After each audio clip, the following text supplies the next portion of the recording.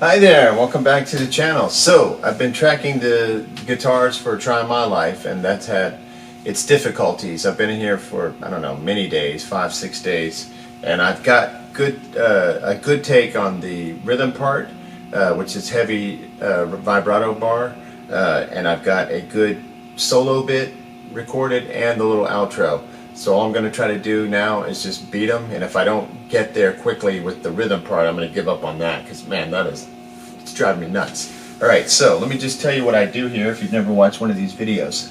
I'm recording a real electric guitar out of a 4x12 Marshall 18 watt amp. This is actually not a Marshall, but it's an 18 watt Marshall circuit. It's a GDS amps, if you want to look them up. I built this one. And what goes on here is I've got two ribbon mics on two of the speakers. One's an Alnico speaker, Alnico Blue, and one's a G12H30 Celestion, which is a ceramic speaker. That's the Hendrix speaker. One of those speakers, I think it's the Hendrix speaker, is going into this Rain MS1B, which is going to track 1. I've got the input strip all the way down to 69 or 70, somewhere in there. Because it's loud. Got the gain all the way down, high Z is off, no effects. So if you go to effects, there's no effects. Track 2 is the other microphone, and instead of going into this preamp, it's going directly into input 2.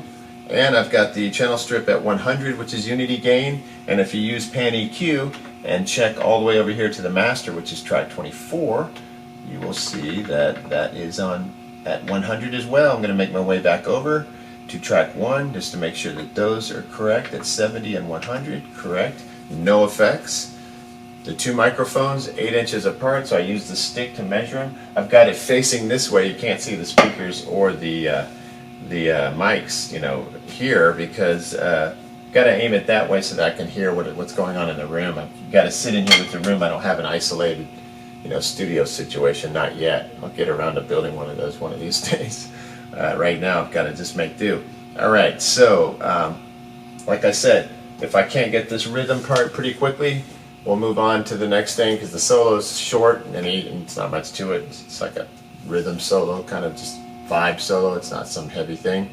And then the outro is pretty easy as well. So those I will try to better. This one I probably won't get through it, but I'm going to at least show you what the challenge was in playing it. Also, on the main rhythm part, I decided I liked it clean, because when I was putting the demo version down to track 2, I used the one of the clean settings here, and I just got used to that cleaner tone. So I backed off with a screwdriver. I backed off this bridge pickup a little bit just to clean it up and give it more of that kind of clean wash. You'll see, because of all the vibrato. Just give it more of a clean edge. It just has more of a more powerful slamming feel when it's cleaner, rounded notes as opposed to like fuzzy. And then when I go to play the rest of the stuff, the outro and the solo, I'm pushing it back up because I want that to be nasty and fuzzy. Alright, so I wouldn't be able to do that live, and it wouldn't even matter live. I'd have it set, you know, pretty high live to get everything just nasty. And but recorded, you know, I want to take that extra moment to clean it up. But like I said, live I wouldn't have to worry about setting it up or anything, you know, to compensate. That wouldn't be an issue. Just little things you do recording. Okay, so I think I'm ready. Gonna get these headphones on. And like I said, if this doesn't go well, we're gonna get out of it. I'll try 1 or 2 takes. You know, if I screw up in the beginning, I'll try over, but I'm not gonna keep going with it. It's too boring.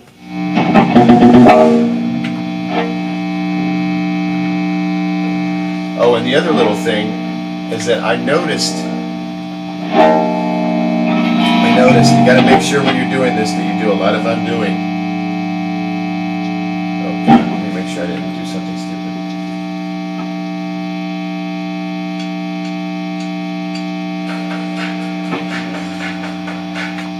Just making sure I didn't goof up and not undo that take. But you got to be careful with that, because if you don't undo it and you mess up, there goes your take. So I'll be pointing that out. One of the things I wanted to point out on this rhythm was that I was noticing when I was playing the little solo bit, trying to play it on one of the takes I had, it wasn't working, because the whole song has this kind of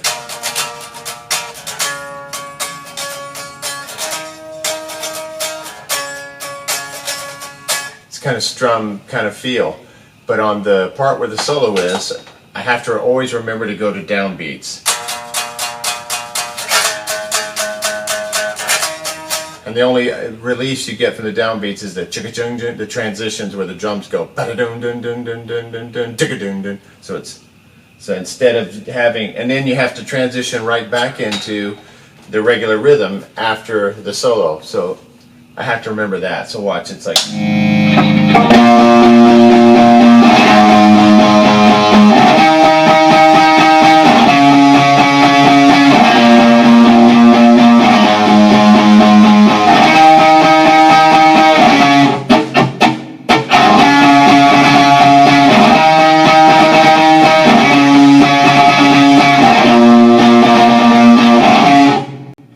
See, you go right back to that up and down rhythm pattern after making sure you do downbeats, except for the transitions on the solo.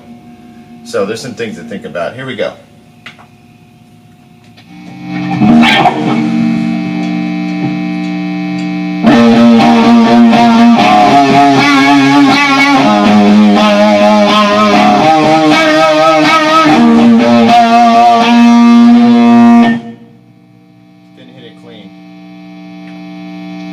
And I have to undo each take, make sure of it.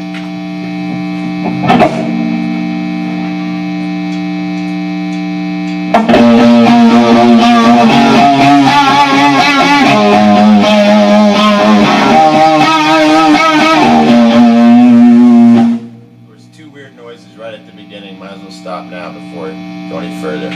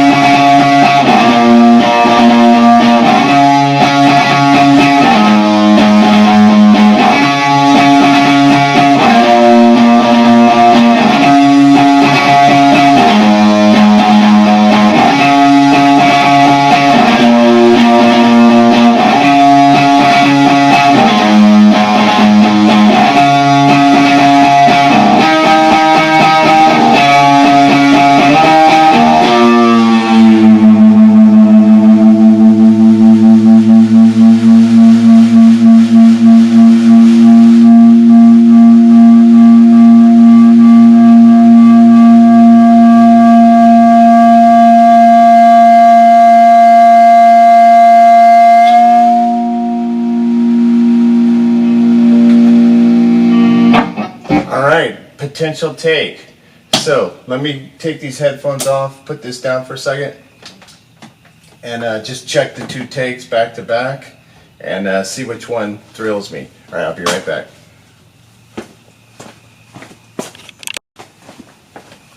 Okay, so I think that the second take beats the take that I did in here, and I'm tempted to do it again, maybe off camera, because this take beats the take I did, which I didn't expect. So the take I just did is this one. Watch what happens. I'm going to play it back where you can hear it as well, and I'll show you, being very careful with the undo button. Alright, back to the beginning. This is the new take, the way it opens. Let me get these drums down.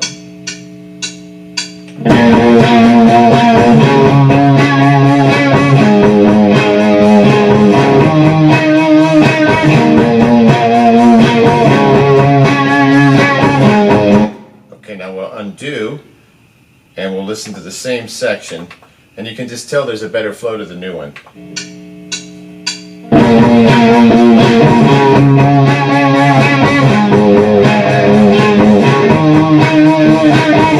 So watch one more time. Let's go back.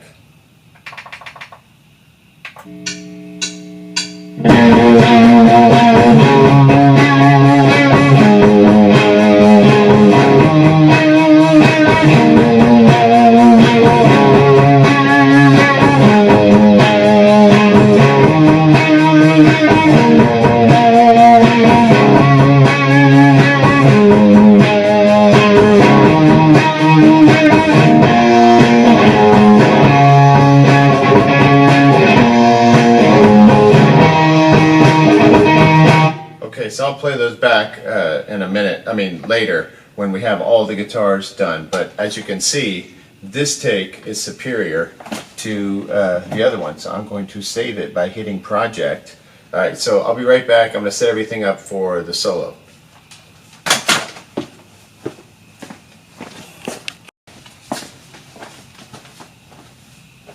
Okay, so that take that I just did, I didn't do another one, but the take that I did today is better than the one I kept.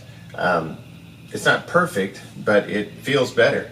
There's less mistakes overall, less hesitancy, and I got the rhythm part right on that breakdown moment, luckily, which you won't really hear that well because I'll be playing the lead part. Alright, so now I'm going to start recording that lead part. And what I'm going to do is swap tracks in order to just move everything over to these. Okay, so my two guitars here are in 1 and 2. I'm going to swap 1 to 3. So 1 and track 3, yes. And then 2, wait. 2, swap with 4. Yes. I'm going to take the red. Oh, I already took the red off those. I'm going to add the red to these, arm these tracks, and I'm going to double check by checking the track button. I got 7 and 8, 5 and 6. Good. So I've got mono 007, 008, and then the originals are mono 005, mono 006. Okay, now pan EQ, I've got that cranked way up because I had to crank up the drums. So I'm going to drop it all the way back down to 70, just for safety's sake. I don't want any peaking. And then the other one can be at unity gain 100. And now I'm going to check the master to make sure it's at unity gain at 100. It is. I'm going all the way back in pan EQ, back to track 1, just so we'll be sitting there. Make it easier if I need to make adjustments. Okay, so the guitars will play back in the other tracks so I can hear what's going on, and I'm going to just try to lay this solo down. Let me pick these pickups up. So now I'm going to lift this up as high as it can go reasonably, so it's not ridiculous, but pretty much all the way up because I just felt the screw stop. Okay, And then, oh, and the other thing on this guitar, on any kind of Strat, to have this much vibrato work, you really have to set everything up. I recommend using the Martin tie method if you have modern any kind of tuners, modern or vintage. Use that tie method just to keep it locked up here. Then it's an adjustment between these top screws, the claw screws, and then the actual angle of the claw. So you have to sort of work all three together and get it to the point where it'll hold tune like that. Because it's really cool when you can use your bar that much and nothing goes out of tune if you set it up correctly. Okay, so let's see what we got here.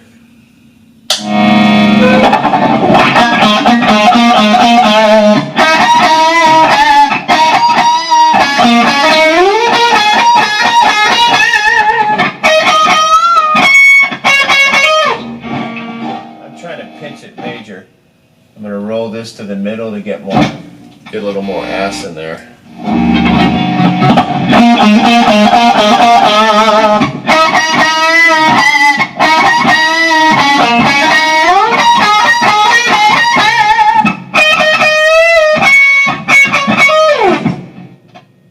Alright, let's see where we...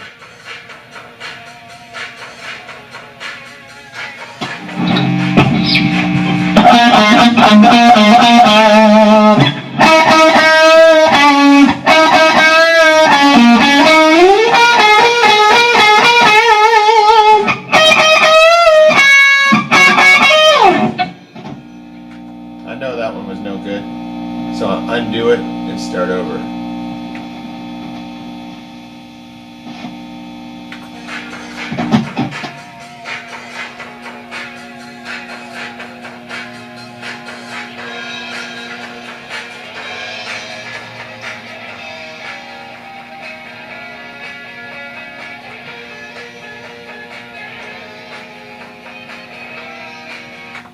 Okay, there's a pretty good solo on there. I just turned the drums down so I can hear better. Here we go.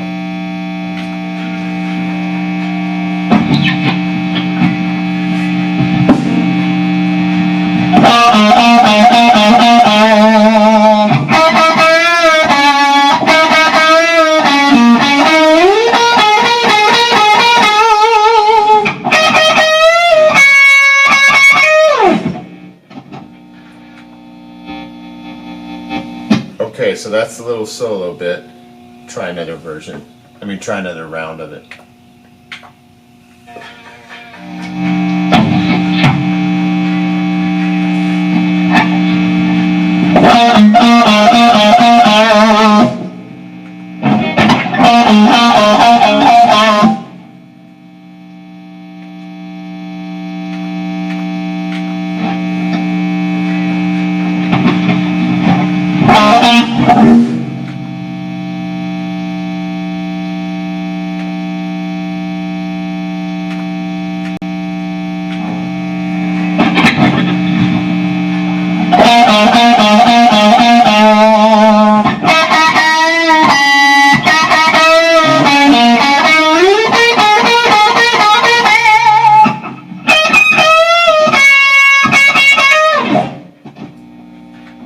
Those suck.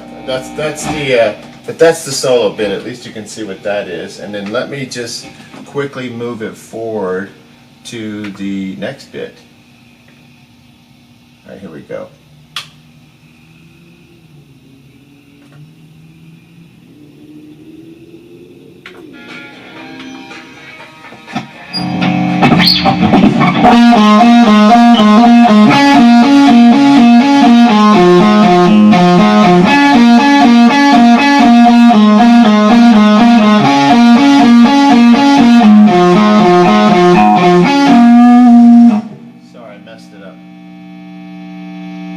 My pick got out of position in my hand.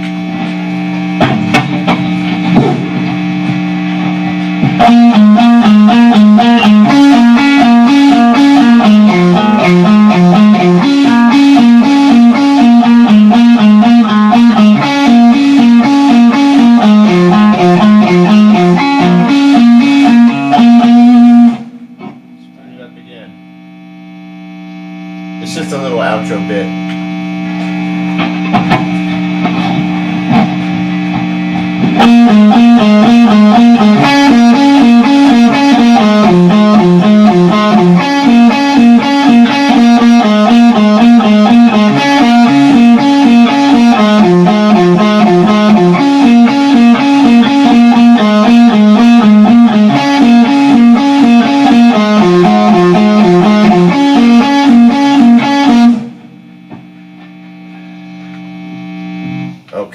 listen to that and decide which one of those is worth keeping. All right, so pretty good productive evening. I feel like I bettered the main bit. Solo not so much, but at least you got the idea of what I'm doing there. It's like this whole thing. It's like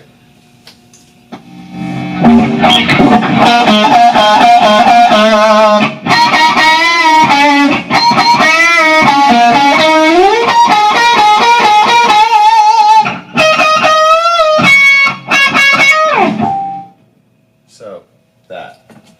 All right. Hopefully this all made sense. If you're out there trying to record guitars, sounds so much better than gets you that alive feeling, get feedback. You know, it's good.